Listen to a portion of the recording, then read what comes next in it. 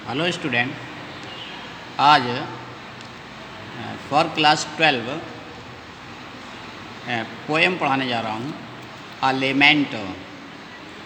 लेमेंट एक दुख पश्चाताप लेमेंट। पोएम इस प्रकार है।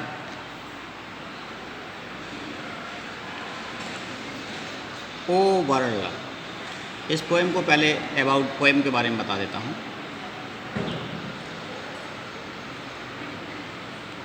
The poem a lament written in 1821 show that Shelley thought only 28 at the time realized that he would not live long। ये poem लेमेंट जो है वो 1821 में लिखी गई थी। ये दर्शाती है कि शीले ने ये सोचा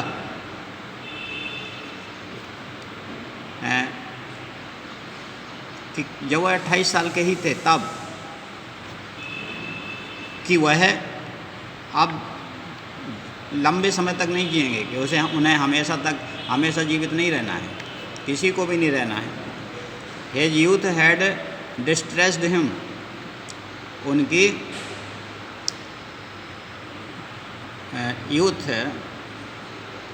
युवावस्था हैड डिस्ट्रेस्ड हिम ने उनको उदास कर दिया, यानी डरा दिया।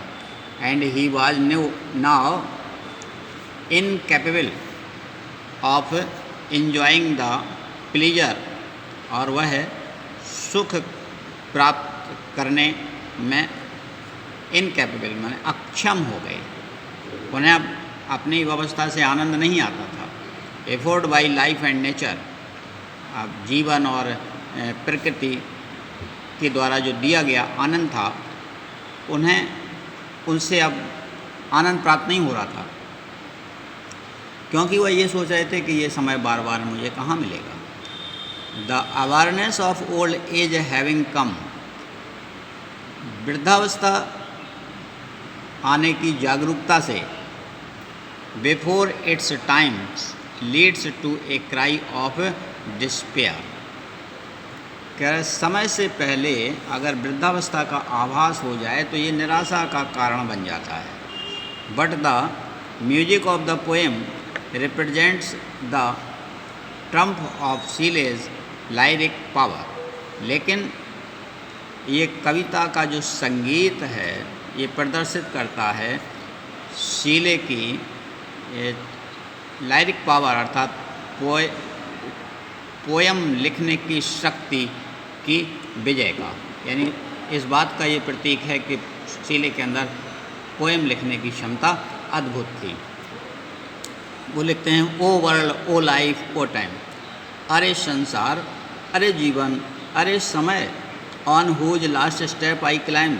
जिस पर मैं अभी तक चल रहा था, यानी जिस अवस्था तक मैं यहाँ तक पहुँचा हूँ, अंतिम स्टेप जिस पर मैंने अभी रखा था। Trembling at that where I had stood before. जिसके पहले मैं जिस पर अभी खड़ा हुआ था। When will return the glory of your prime. वह युवावस्था का समय कब वापस आएगा। संसार, जीवन, समय से कभी उस समय के बारे में पूछ रहा है जिस पर अभी वो खड़ा हुआ था, चढ़ा हुआ था, या फिर जो उसने अभी काटा। अर्थात युवावस्था के लिए समय से बातें कर रहा है कि युवावस्था का समय अब वो कब वापस आएगा। वैन विल रिटर्न, कब लौटेगा। ग्लोरी ऑफ योर प्राइम, आप ये युवावस्था के जो शान शौकत थी वो कब लौटेगी। नो मोर, ओ नेवर मोर, और नहीं, कभी नहीं, ये कभी नहीं लौटेगी।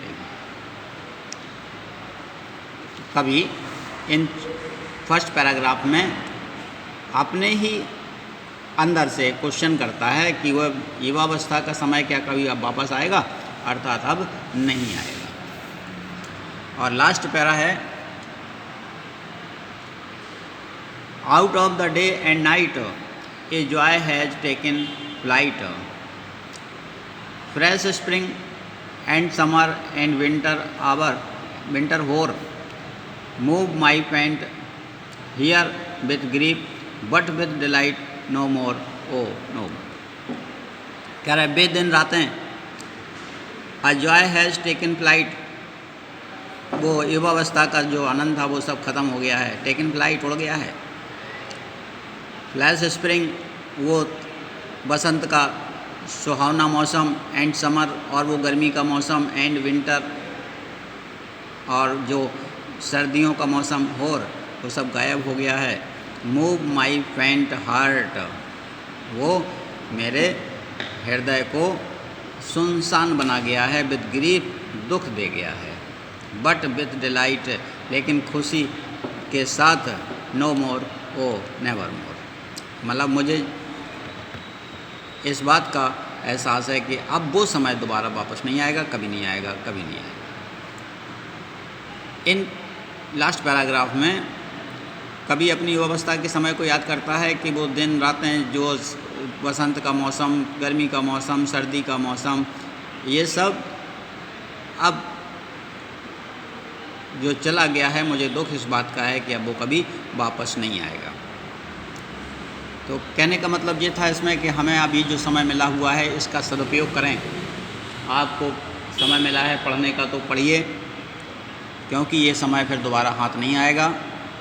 फिर बाद में लेखक की तरह आपको पछताना पड़ेगा कि वो समय अब कभी वापस नहीं आएगा। तो ये पोएम का एक्सप्रेशन कर दिया मैंने, और इसका जो सारांश है वो भी एक बार मैं पढ़ा देता हूँ। This is the last poem which Shelley wrote before his premature death. यह है शीले की अंतिम कविता है जो उन्होंने अपनी अंतिम समय से पहले, अर्थात मृत्यु से पहले लिखी थी। It was produced out of his disappointment and failures in life. यह उनको जीवन की असफलताओं और निराशा के बाहर ले जाने वाली थी, अर्थात निकालती है। It is one of his most pathetic poem. यह उनकी सबसे अच्छी कविता है। Every word of it is charged with N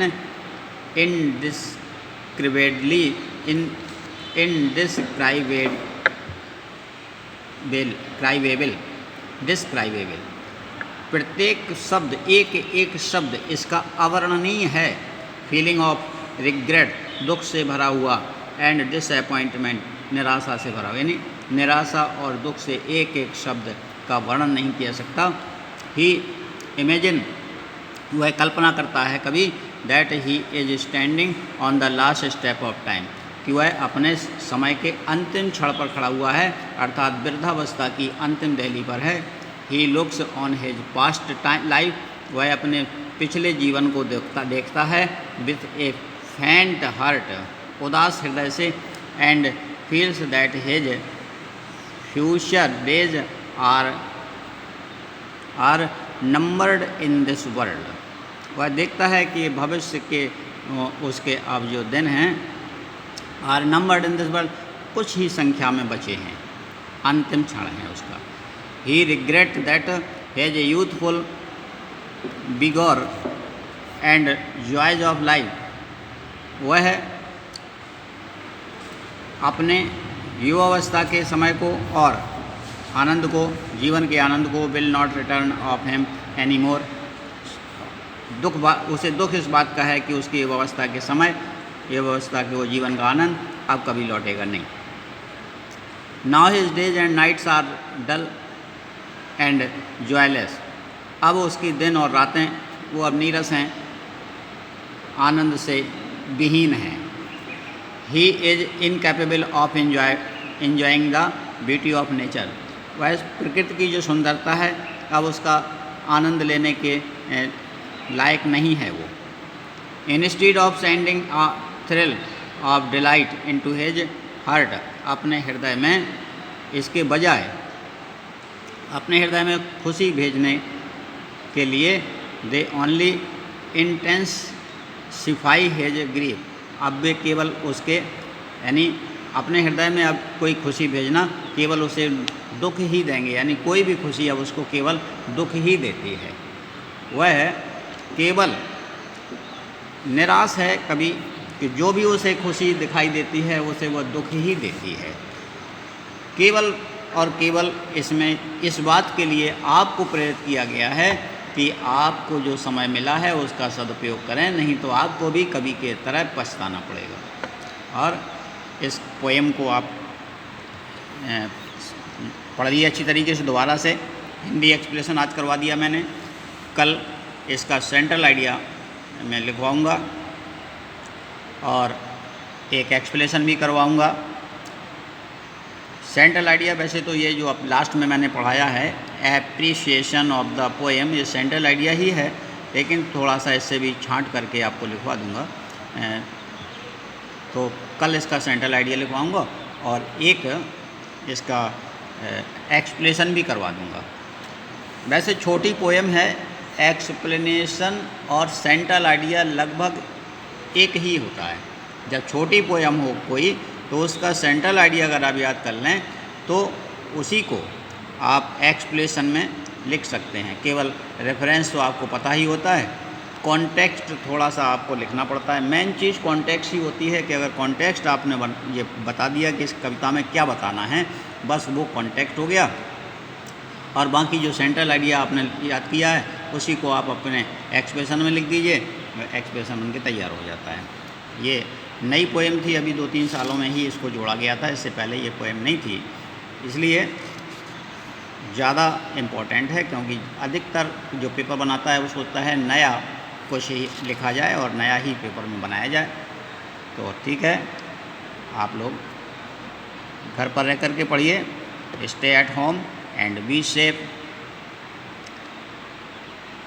subscribe my channel education Kalpi to get fast videos. Thank you.